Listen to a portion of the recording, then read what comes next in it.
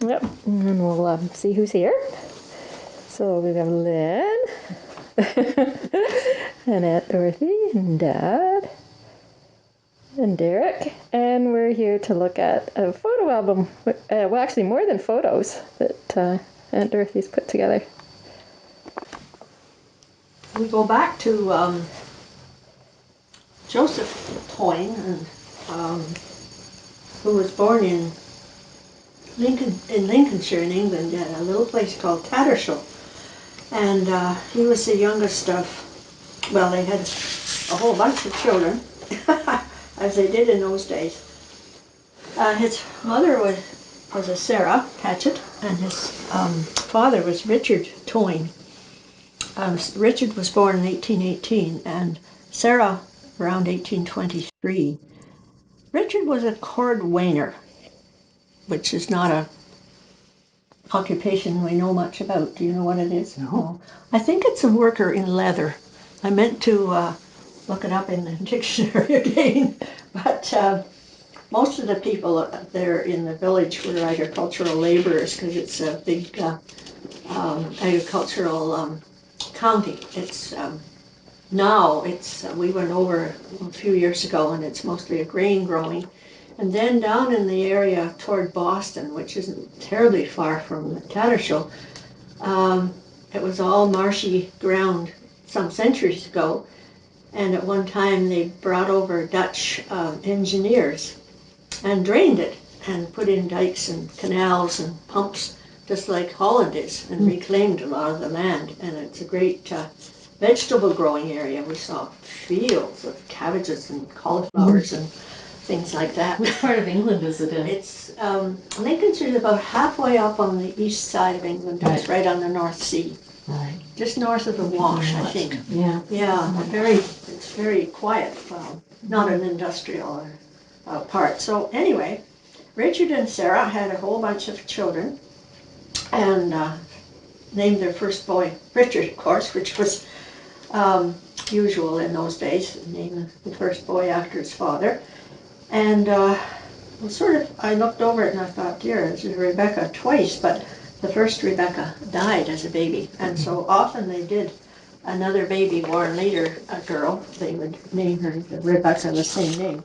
But Joseph was the third youngest, and he had a brother Samuel and a brother George that were younger than he was. And I guess the youngest sons had difficulty finding work, so they emigrated to Canada.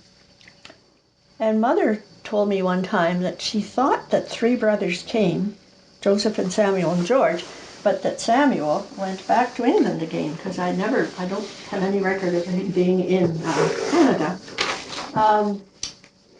Joseph and George went to work on a big farm out in Scarborough called Hearn's Farm. And we found it on a map one time, a very, very old map, in the museum at Markham. So I must try and go again and see. And he worked on this farm for a period of years, and then worked on the railroad. And so did his brother George. But George got to be a fireman. And is that a good picture? Well, not quite yet. Oh, well, maybe we would. This is George in his later years. This happened to be a clipping out of a paper. He was now 86. He'd outlived his 10 brothers and sisters, 2 wives, and his own 2 children. But the 5th, 4th, and 3rd generations of his family lived with him on his Patterson home in Scarborough.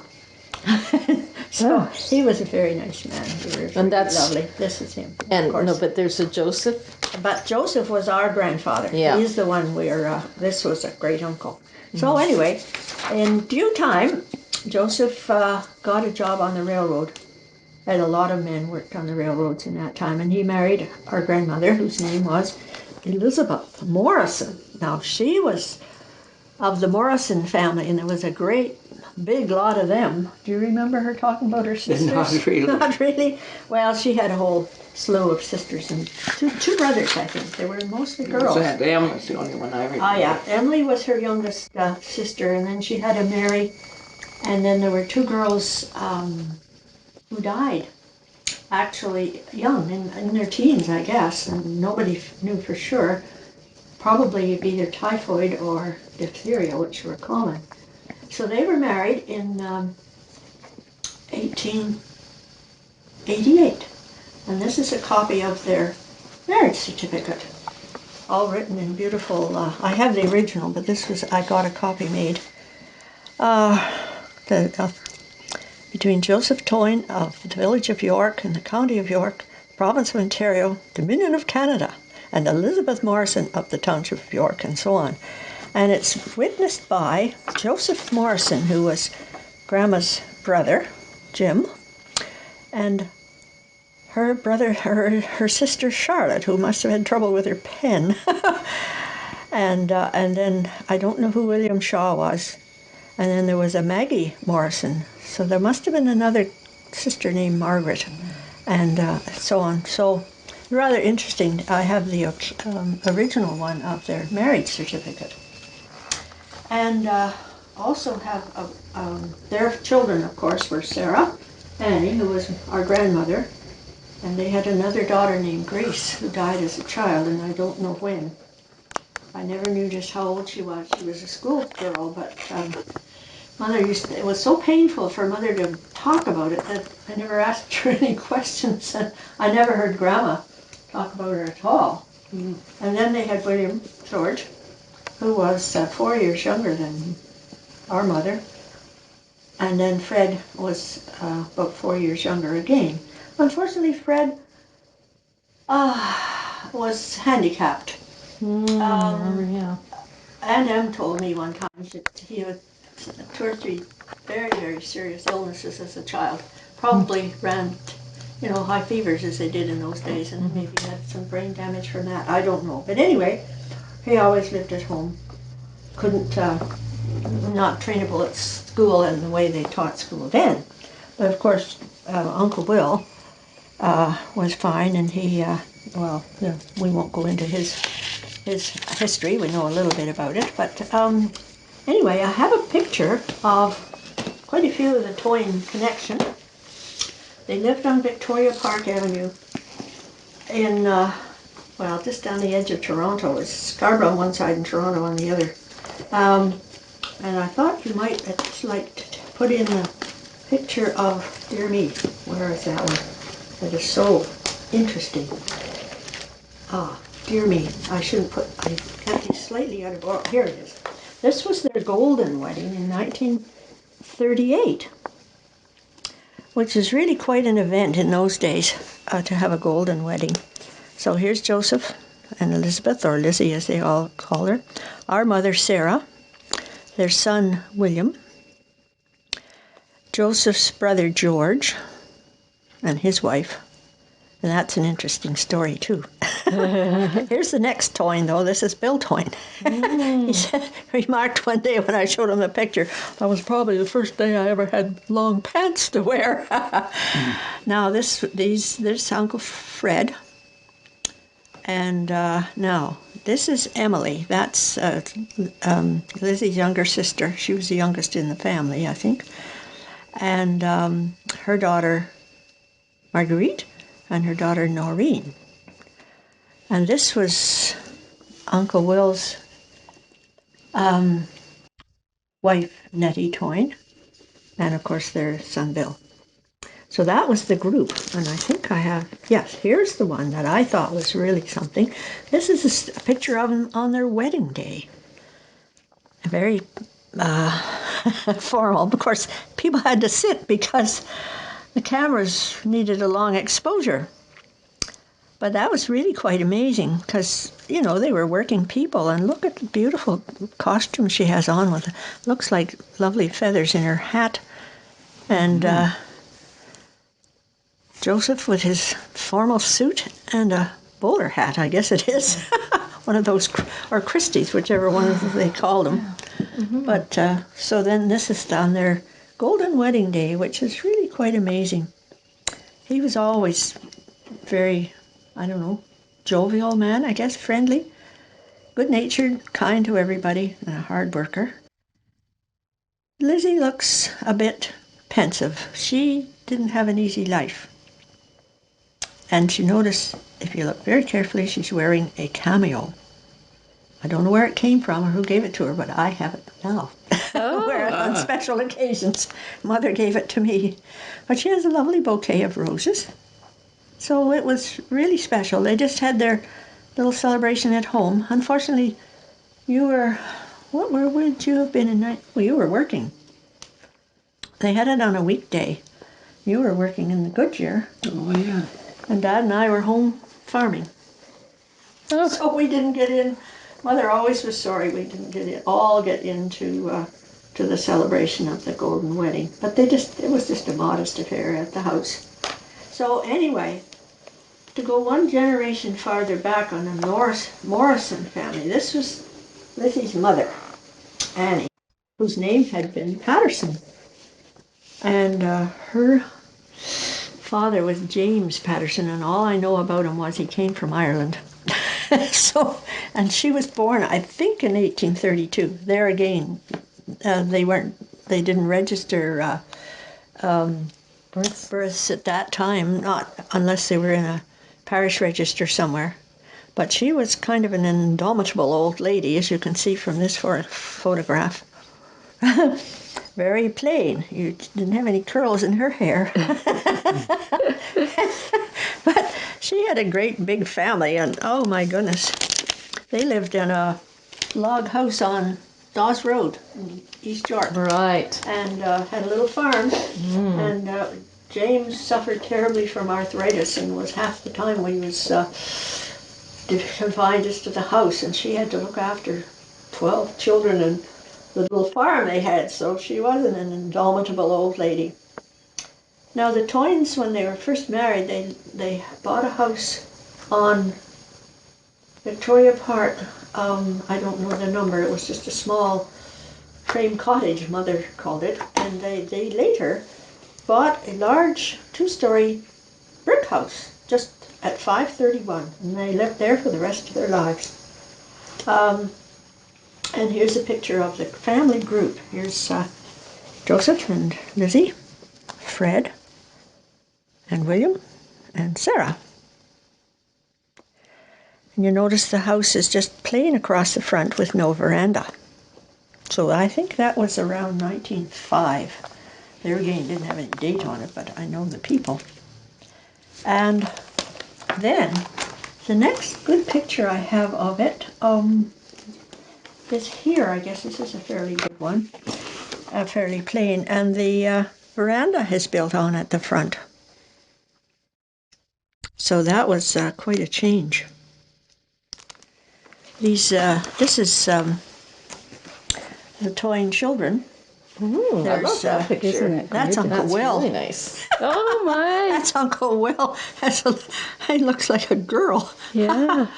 He was born in 1893 anyway. So here we have Sarah, the oldest, and Grace and William.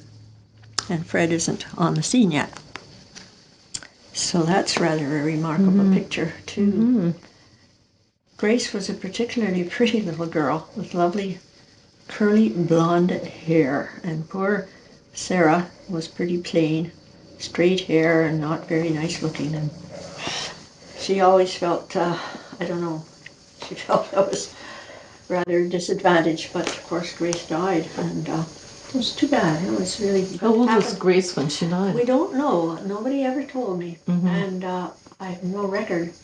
I know when, I think I have it down when she died, or no, when she was born, that was it. I didn't know when she died. So, yeah, it's, yeah.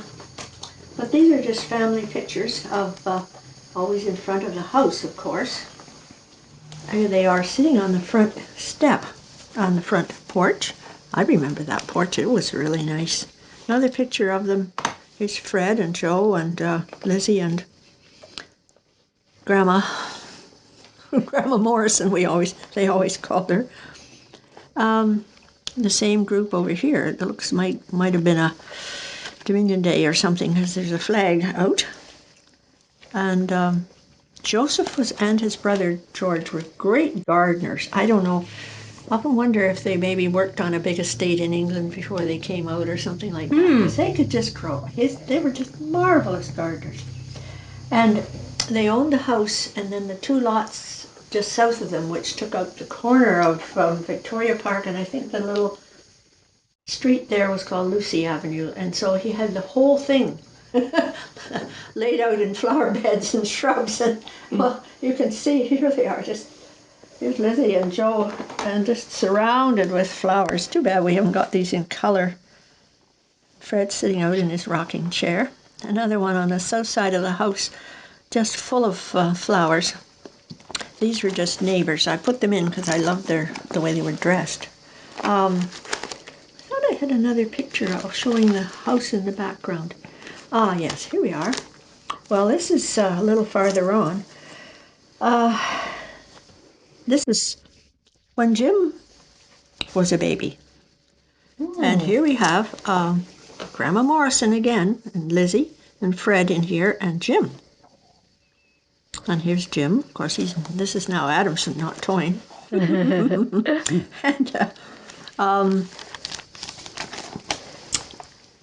And here we have the 4 generations with Grandma Morrison, Lizzie and Sadie or Sarah, and Jim. And here's another group. Same day, I think, because they're all dressed the same way, I should think. Lizzie and Grandma Morrison, she never got past skirts right to the ground. Jim in a sailor suit, and his mother, Sadie, and Joe and Fred and Nettie and Will. Yeah, so this is the... No wedding pictures from Grandma and Grandpa. No, they never had... I got their wedding book somewhere in the other book there. Yeah. Oh, here's Grace. She was born in 1892, and I have her as age 6 in the photo now. Maybe it's marked on the back. I think she died, I don't know, I just guessed about 10. I don't know. She disappears from the pictures. Yeah, and it was so dreadfully sad. The school children all came to her funeral. Mother told me one time. It was just dreadfully sad. But it happened. I mean, lots of children died in those days. Now, here's Toyne. This is Joseph and William and baby William. So the Toyne connection goes on, but just on one person at that time. And here they are, the 2 grandparents and William. And here they are over at their house. I think that's the house on Gainsborough Road. They lived on Gainsborough Road for many, many years when Bill was growing up.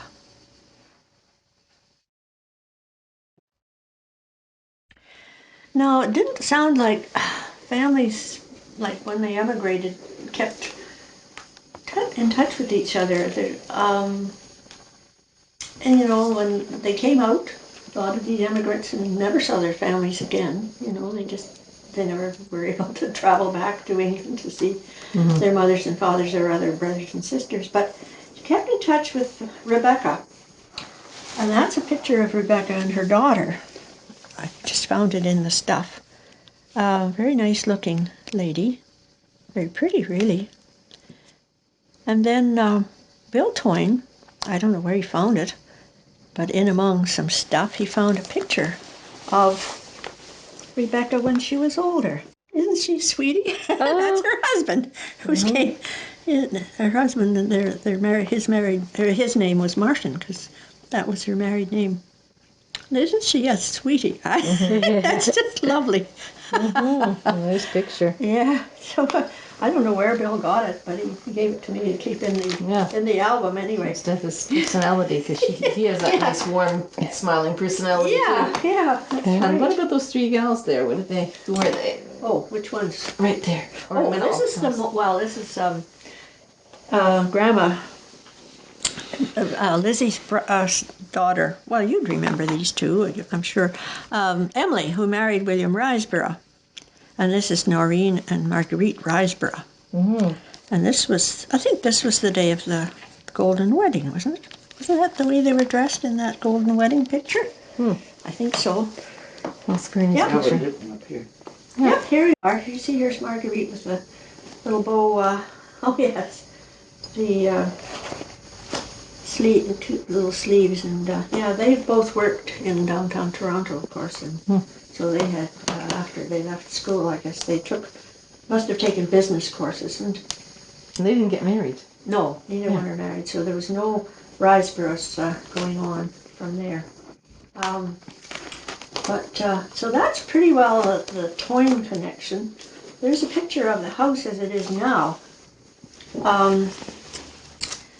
But it was a double, well, eventually, there were no pensions then. And in order to keep on this big house, they divided it after the family had grown up. Mm-hmm. And made the north part they rented.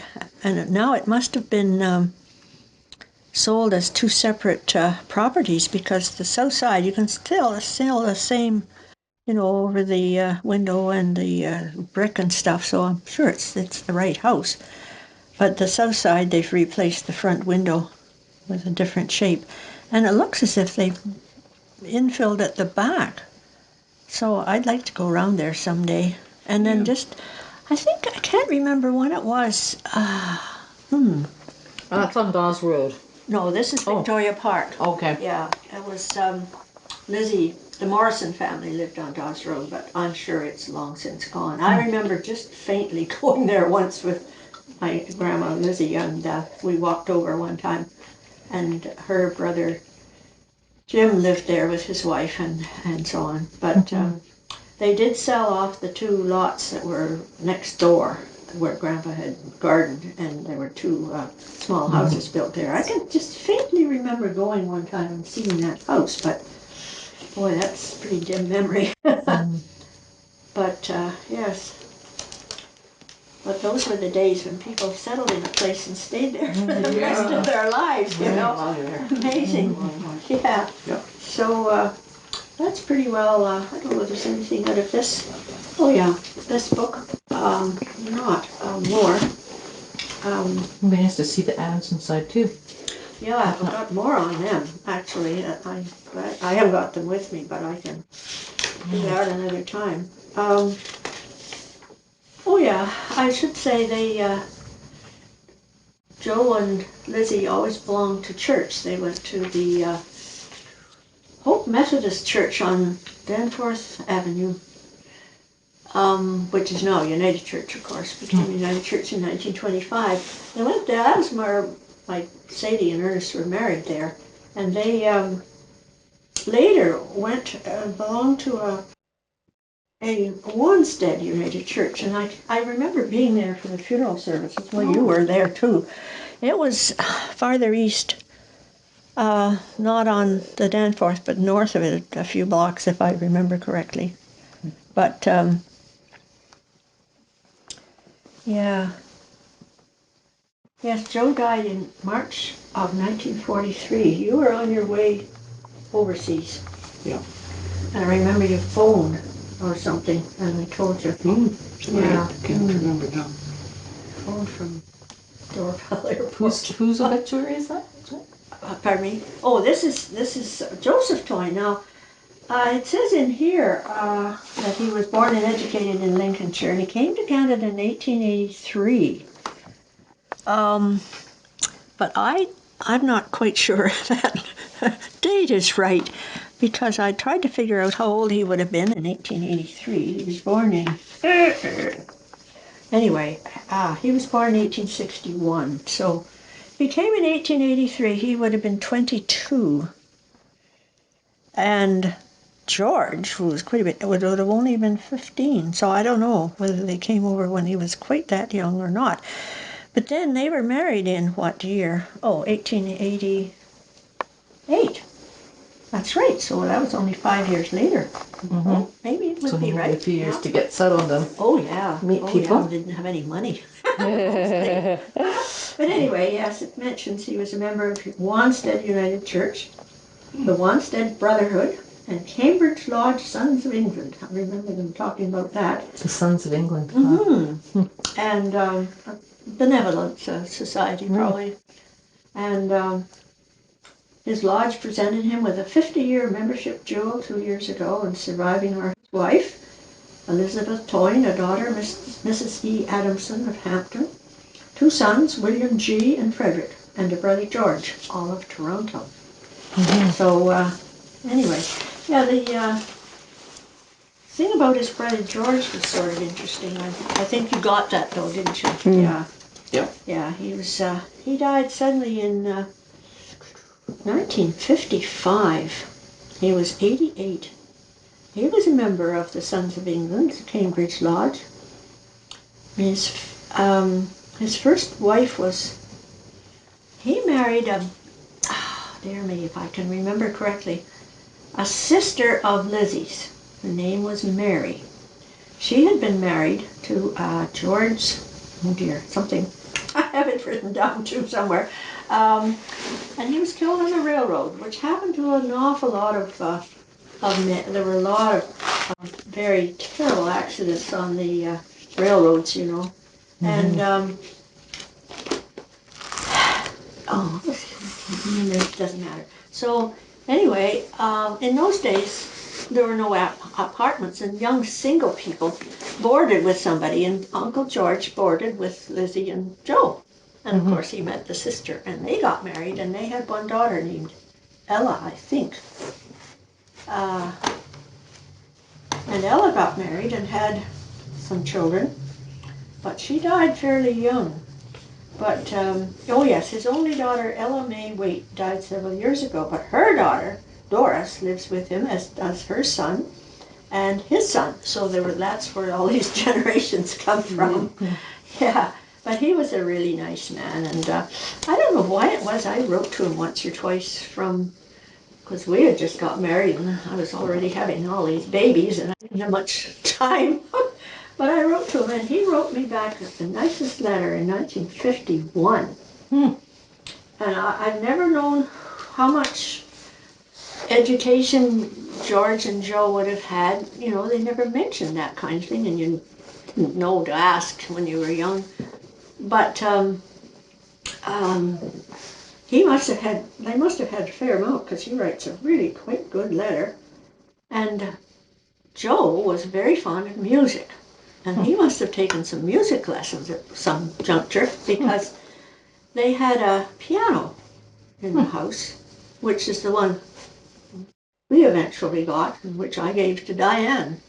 And Laura takes music lessons on it, so it's still in existence. That's very nice. We had some work done on it, but when he found his fingers got stiff, and he had rather short, stubby hands, he couldn't play the piano as well. So they bought one of those little pump organs, and he could play all the hymns. And he loved it when I went in for a holiday. If I was getting old enough, I knew the hymns from Sunday school, so he would play the organ, and I would sing some hymns.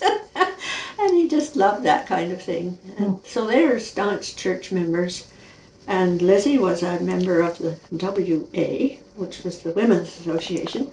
And I have her somewhere, her life membership, which they used to give to people in those days. So I think I have it somewhere in one of my books. So it was a great source of support to them, you know, to be church members, and they had a lot of friends through the church. We've got some kind of announcement. Is that a wedding announcement there? Yes. Now, the Toyne connection goes on through William, who got married to Nettie, and they had a baby girl, but she died. I don't know whether she was actually stillborn or died as a tiny, tiny infant anyway. So some years went by, and they finally had Bill in 1927, I think, or so. But anyway, this was he, as a young fellow, after he left school, he had a job with the Hartford Fire Insurance Company in Toronto. And then he enlisted and went overseas and served with the Canadian Army of some kind. And he was wounded. So this was the notice that was in the paper of him being wounded. Mr. and Mrs. Toyne, Victoria Park Avenue, have received word from Ottawa that their son, Private W.G. Toyne, has been wounded by gunshot in the knee and admitted to the First Southern Hospital, Edgbaston, Birmingham, on August the 17th. Before enlisting, he was employed with the Hartford Fire Insurance, Toronto. He went to England in Colonel Barker's battalion and drafted to a battalion in France. And he has been on the firing line for 2 years. Wow. And Mother told me one time he was just recovered and ready to go back in when the war was over. But I often wondered, about them. I thought, oh my, they must have worried so much about, because it It was a long way away. well, and communication was just by letter in those days, But this was their wedding announcement. He came home, and they were married in 1919, the next year after the war was over. And he married Amy Ninetta, with a very fancy name, but everybody called her Nettie, just the short form. And she was the oldest of a very large Jones family that lived on Main Street. Her father was a tinsmith. In the days when a lot of household stuff was made out of tin, before the days of plastic, of course. All kinds of stuff, pails and dippers and containers of any kind, and all, household equipment was made out of tin. And he was always busy, and he used to make them in his shop, and she used to go with him in his horse and wagon delivering stuff around. I think he sold to Eaton's at one time. So anyway, William George lived. He never worked anywhere but except for the Hartford, as they called it, and he did very well. And they had a nice home on 245 Gainsborough Road, which is Coxwell and Gerard area. And they lived there. Bill was grown up and married, I think, and then they moved into an apartment. No, they moved into another house east, out in quite a east of the main part of Toronto. Pine Hills or someplace Was like that when we went to visit them? Because we used to go visit them. You may have, probably you did, yeah. And then they went into an apartment after that. But Uncle Will died on November the 21st, and he was in his 82nd year. And then Nettie lived those several more years. She died in 1981, which is 6 years later. And she was their sister of Frances, Phyllis, Thelma, and Omar. And she also had Edith and Edgar and somebody else. I think there were 3 or more. There must have been 10 in their family. She was I think she was the oldest girl. She was getting married while her mother was having her last baby or something like that. So it was a big family. So now the Toynes go on to William Edgar, who was Bill, as we call him, who married Mabel Ann Cairngesser in 1951. I remember going to their wedding. It was very nice. The reception was at, the wedding was in a Lutheran church, and the reception was at the Old Mill, which was quite classy at that time. Classy. For us, anyway. What river was that on? It's the Humber, isn't it? The Humber. That's what I thought. I've never seen it since. I don't know that western part of the... and of course they had 2 sons, Paul and David. And David and Paul had children, so the Toyne connection goes on. Oh yeah, David's, and he married Jill Evans. So they have Evan and Nicholas and Dylan and Emma. Wow, 4 kids. Emma's now 10, so they're getting up there. Yeah, I'll have to, and Evan's 14. Wow. I'd love to see Bill. And then David got married some years, I don't know just when, I haven't got that written in. But they have Mackenzie and Tyler, and I think Mackenzie's a girl. Sometimes it's a boy, and sometimes it's a girl. So I think it's a girl, and then Tyler is in 1993 and 1996. So the Toyne connection goes on. Better. There for a while. I don't know if there's anything else I can show you or not. Jim here got Mother to write some stuff, her memorabilia, and so I have it all in here too, of her growing up and what they did when they were kids. They were a pretty happy family, really.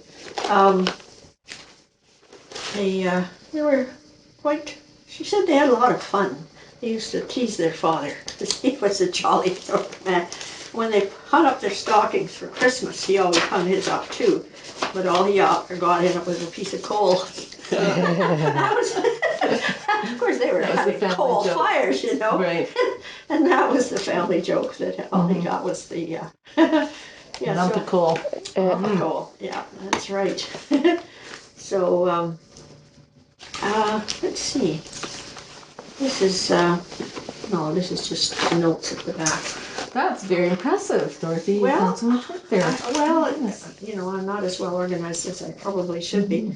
I have the papers though, which is rather amazing. This was the will of Grandpa Joseph Toyne and all that sort of stuff, all that legalese. And this was the papers that I guess mother must have got. This was, I haven't looked at this for a long time. My goodness. Oh yeah, someplace I had a record. They paid for their, I think it was them, that paid for their burial plot over a period of years at $5 a month or 6 months or something. Amazing. I mean, you know, you can't go by the accounts because money was valued so differently then. Anyway, there's, you know, a lot of, we won't go into it, but there were the taxes that were paid and all this official stuff. Maybe Jim would like to read this over sometime. But this was the way they divided up the final shares. Mother got $1,304. They were all the same, of course. They gave $1,304 to the official guardian of Ontario to provide for Uncle Fred. Oh.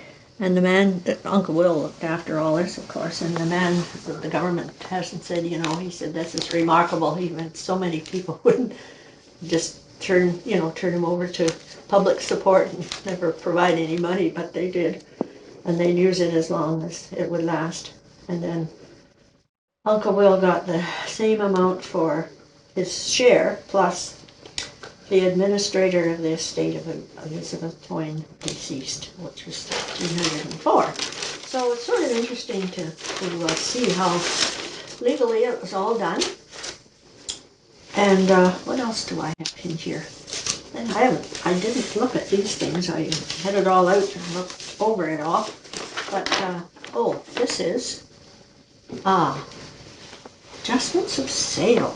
Oh, this was the sale of the Joseph Toyne estate to Frank and Madge Brickenden.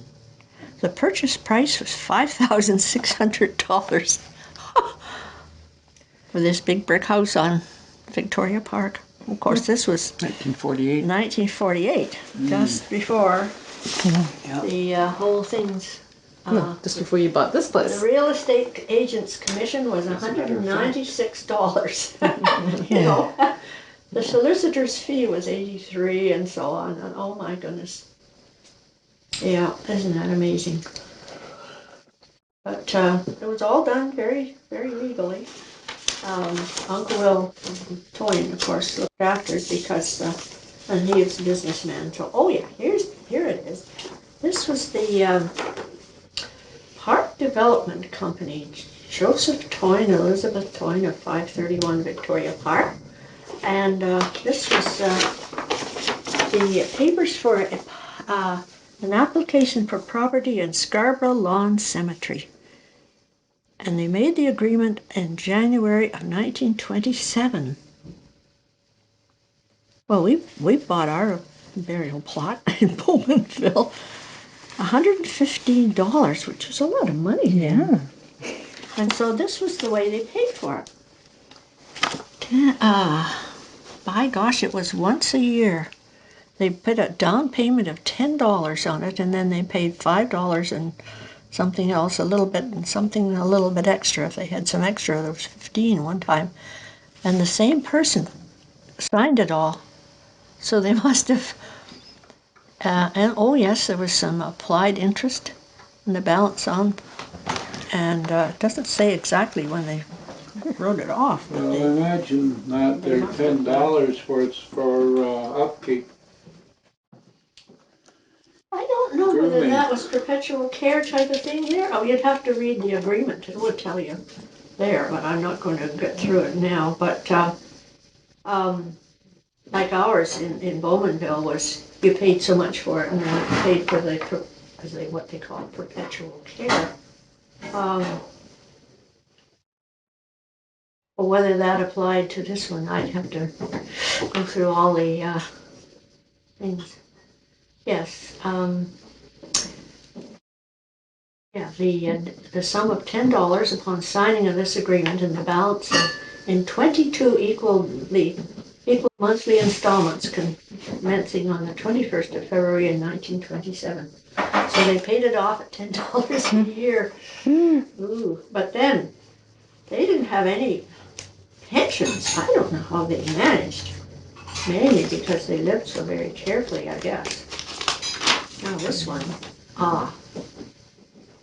this was, oh yes, they didn't have any proof about Uncle Fred, but they somehow got it from the township of Scarborough that he was born on April 15th, 1999, and he died on the 26th of April, 1967.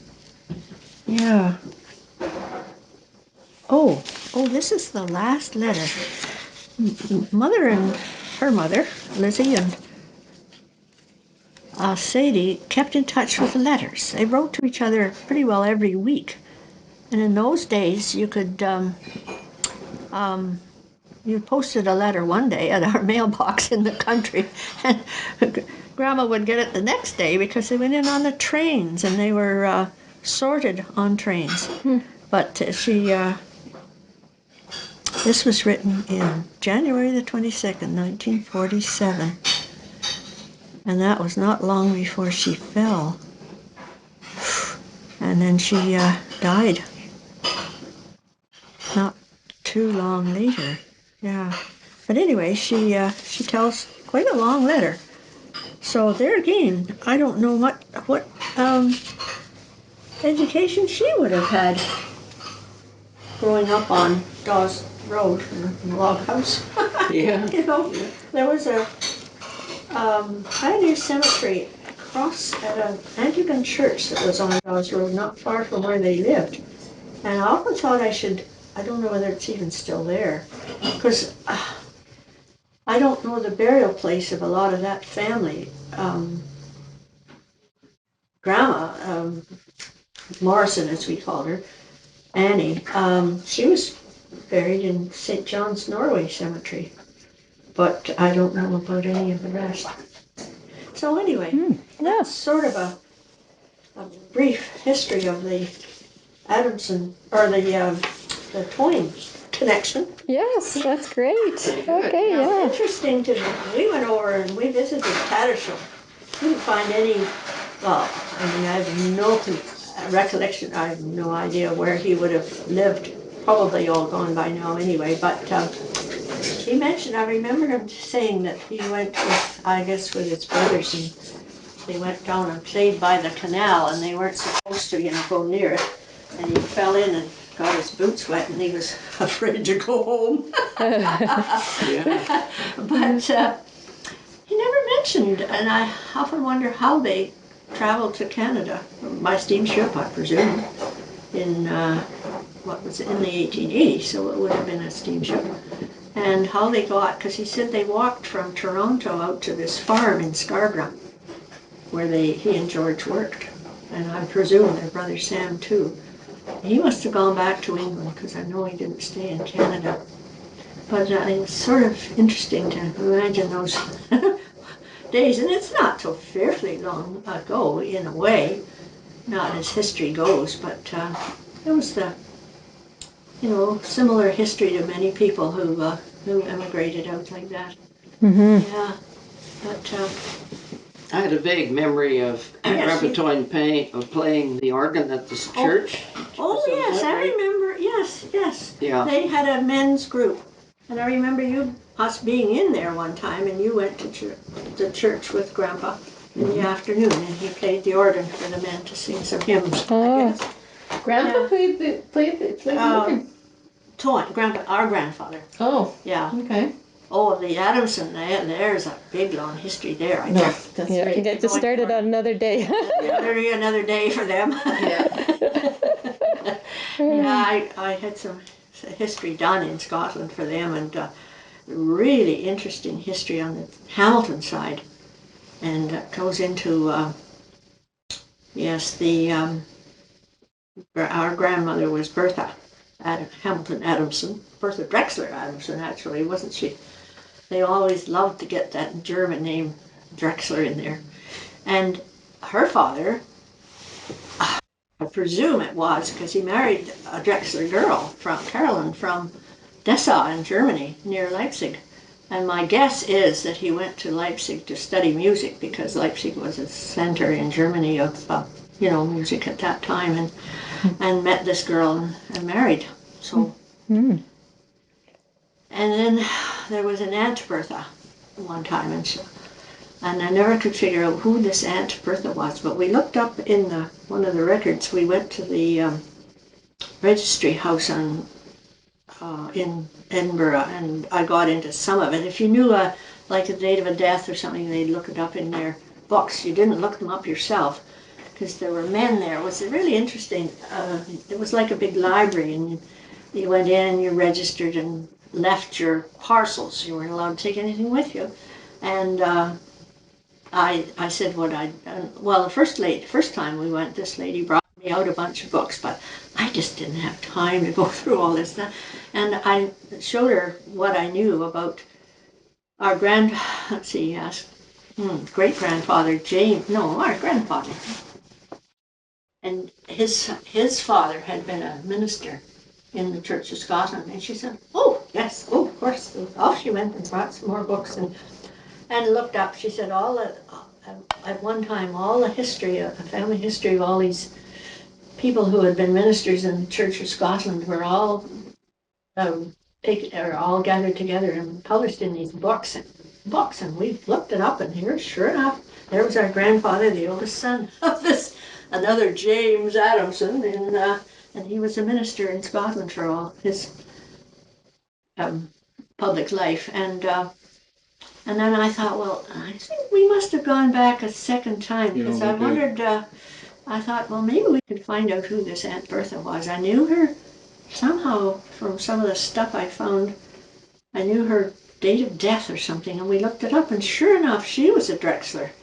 And I put two and two together, and I thought, oh, she probably came over to visit her sister and married a Scotsman because his name was Tyndall, John Tyndall. And they were well off people, and they didn't have any children. And all her stuff was sent out to Canada to our grandmother Bertha, who was named for her, you see. And so there's great lists of stuff that was sent over. Where it all went, don't ask me, but that silver cup would be one of the things I'm sure that was sent over. You must get that polished. Yes, yes. Take it with you. Oh, well, sure, I'll take it home and polish it. Sure, I'd love to. How about that jug thing? Well, no, I'll draw the line at jugs. It's too much polish.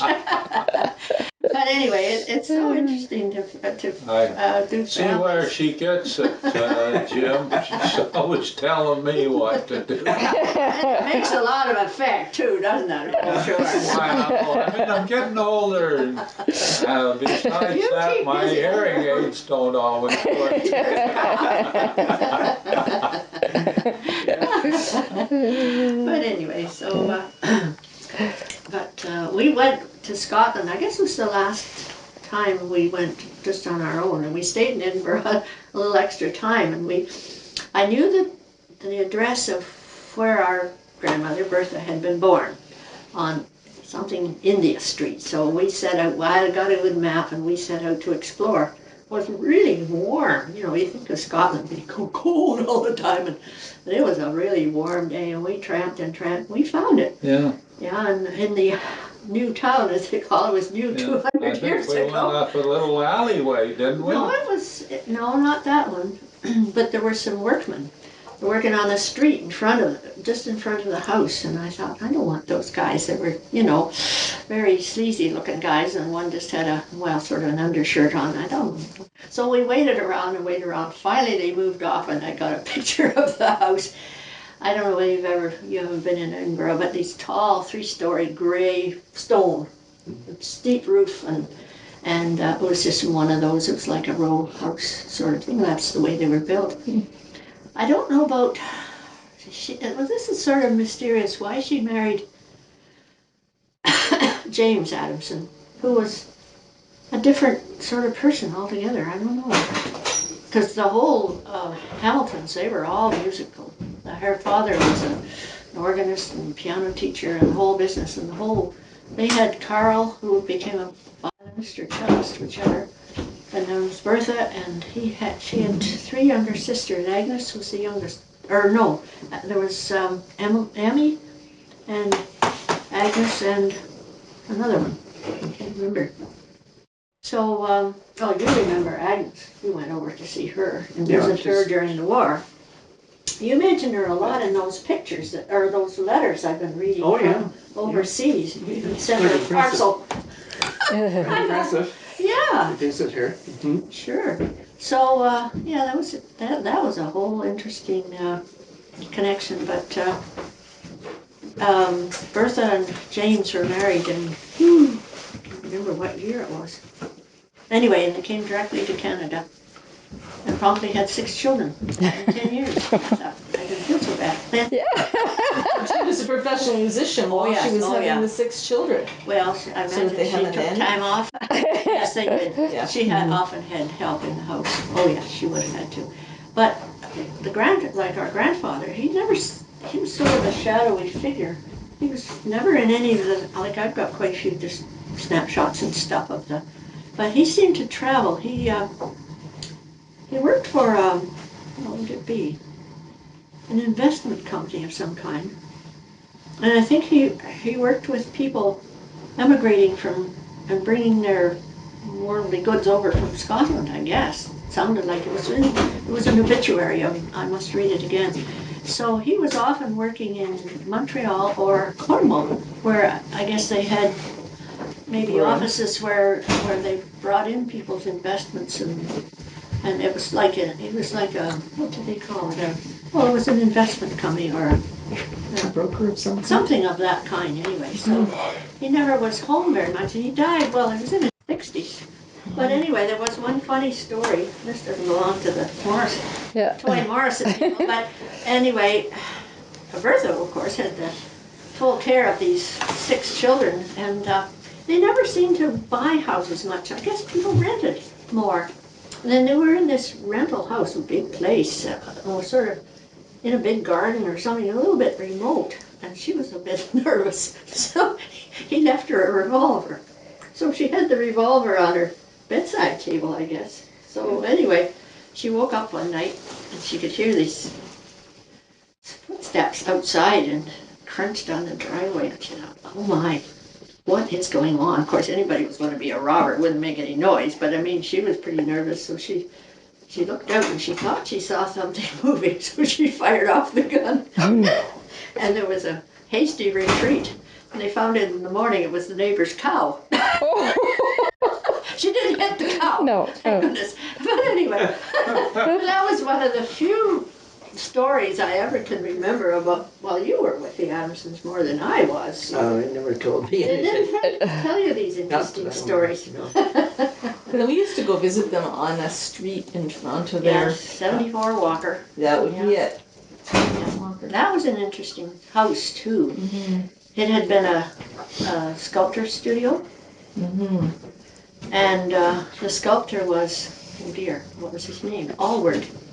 He was a sculptor that hired by Canada to do the war memorial Not a Vimy war, Ridge. wasn't it? No, in Vimy Ridge. Oh, it's Vimy In Ridge, France, okay. which we went to visit on one of our, when we were over on a trip with the veterans. Yeah, amazing.